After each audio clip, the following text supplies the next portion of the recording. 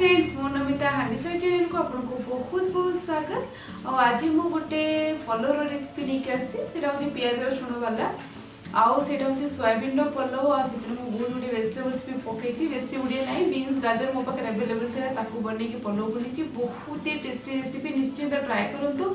जदि हस्बैंड को lunch box में दवा पे चाहते से ट्राई करूँ न जी रात आपको केवल बोर लगे किसी रोषेबास करा इच्छा होनी देन भी ट्राई करूँ बहुत ही बढ़िया लगे। आउ सिंपल गोटे दही सलाड सहित सर्व करूँ। आउ बर्तमान चलते आम देखा कौन सब प्रिपरेशन करा पड़ो ये टेस्टी सोयाबीन पलाउ बनाया।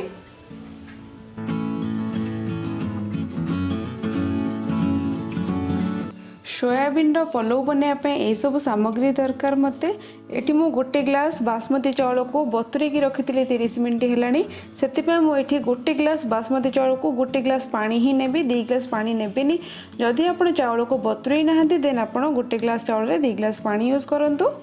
आज तो आम बनाऊे सोयाबीन पलाउ से देखो मु सोयाबीन को पूरा माने भल भाव बॉयल कर देछि बॉयल करके पानी को पूरा चुपुड़ी नहीं।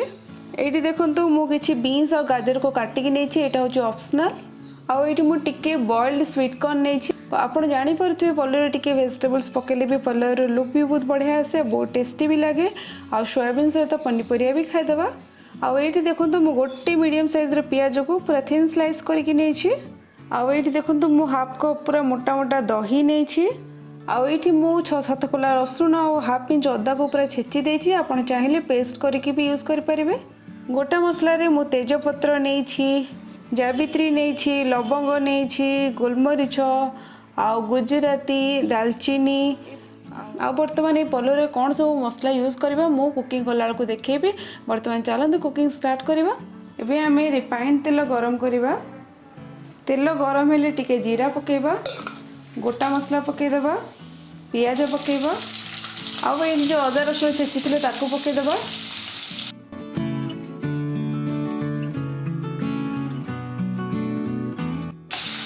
आपड़ चाहिए ये टाइमिंग रे कंचा लंका पकई पारे बट मु कंचा लंका यूज करेनी कारण मो राग खाएनी बिल्कुल भी।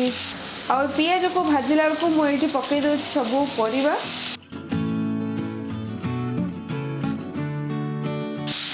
परिबा भाजिला बेलू मुझे टिके पकईदेवी लुण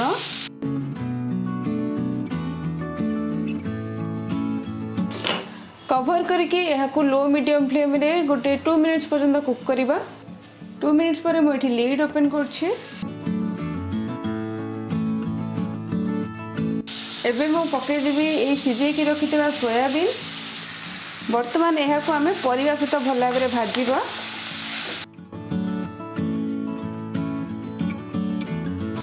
ये सोयाबीन को आप गोटे 2 मिनट भल भाव में भाजी दिंतु परिवा सहित।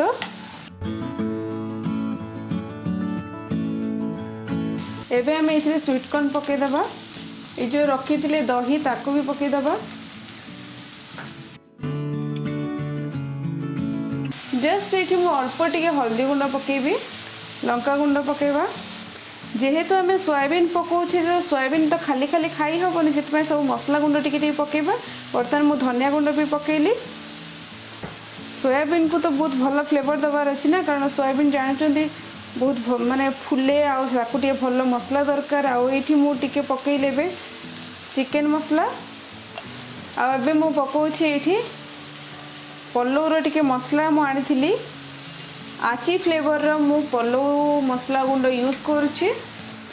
आउ ये पलाउ मसलाटा बहुत बढ़िया फ्लेवर आसी आ सकाळु सकाळु ब्रेकफास्ट माने आपण तो लंच बॉक्स प्रिपेयर करते हस्बैंड को पाई तो एमती इंस्टांट पलाउर मसला रखंतु बहुत बढ़िया ही फ्लेवर आसीबो पलाउ रे।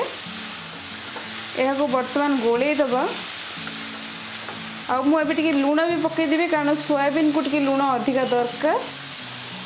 स्वाद अनुसार लुण पकेबे भात रे आमे परे लुण पकेबा।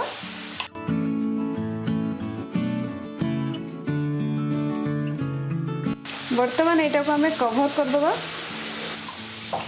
वर्तमान देखो मुझे अल्प टिके पानी पकेबी। गैस रो फ्लेम को पूरा लो कर दियंतु लो रे रखंतु जेमति कि आमर सोयाबीन भितर सब मसला गुंडर फ्लेवर पड़ेब आ सोयाबीन टा टिके भल भाव में सीझीज। बर्तमान मु कवर करके गोटे 5 मिनट लो फ्लेम रे रखुची। 5 मिनट्स हो गलानी मु लीड ओपन करछि आउ यहाँ भल भाव गोली देवा। एबे आम जो बतुरे की रखी चावल पकेबा। आउ ये मु गोटे ग्लास पानी भी पकई दउछि।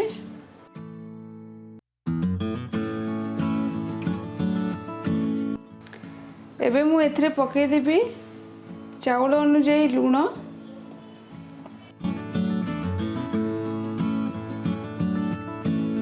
फर्स्ट आम ये पलौ को हाई फ्लेम रे गोटे 5 मिनट पर्यंत कवर करके कुक करवा। 5 मिनिट्स पर मु अगेन लीड ओपन करी। तो वर्तमान चलते हाई फ्लेम रे 5 मिनिट्स कुक करवा। कवर कर दूसरी मु एबे 5 मिनिट्स होगा। वर्तमान आम लीड ओपन करवा। आउ एबे मु गैस रो फ्लेम को मीडियम करी। वर्तमान गैस रो फ्लेम को आम मीडियम करके आपको कुक करवा। देखो पानी अल्प अल्प ही अच्छी आप देखिपे ये अल्प अल्प अच्छी। आउ यहाँ को मीडियम फ्लेम रे आउ 5 मिनिट्स पर्यंत कुक करवा। आउ फाइनली मु गोटे जिन पकड़ा चाहूँगी जहाँफल पुलावर फ्लेवरटा बहुत बढ़िया आसो। सेटा हूँ घी। देखो मुझे घी ये पकई दूसरी। घी पकेवा हूँ ऑप्शनल। आपको जब फ्लेवर दरकार देन घी पकातु ना स्किप करें। तो ये मीडियम फ्लेम रे यहाँ को आउ 5 मिनट पर्यंत कुक करवा। 5 मिनिट्स होगा मु लीड ओपन करछी। वर्तमान आर काम होछि आम गैस बंद करके यहाँ को किस समय ठंडा होगा छाड़देवा। ठंडा है पर ही यहाँ सर्व करंतु। आउ जहाँ बाकी अच्छी कुक होगापी से तार स्टीम रे कुक हो। एटा को कवर करके आपण 20 मिनिट्स पर्यंत रखी दियंतु। तापर एटा को आम सर्व करवा।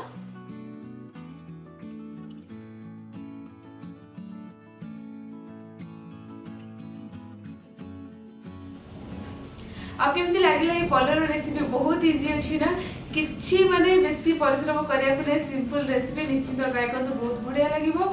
आ जदि आपको भल लागिला मो रेसिपीटा निश्चित सब्सक्राइब करंतु मो चैनल को। आउ मोर वीडियो को लाइक भी करंतु शेयर भी करंतु। बाकी जो छोट बेल आइकन थे ताको हिट करंतु जा फल हांडिशाला सब लेटेस्ट अपडेट पाई परिबे। Thank you.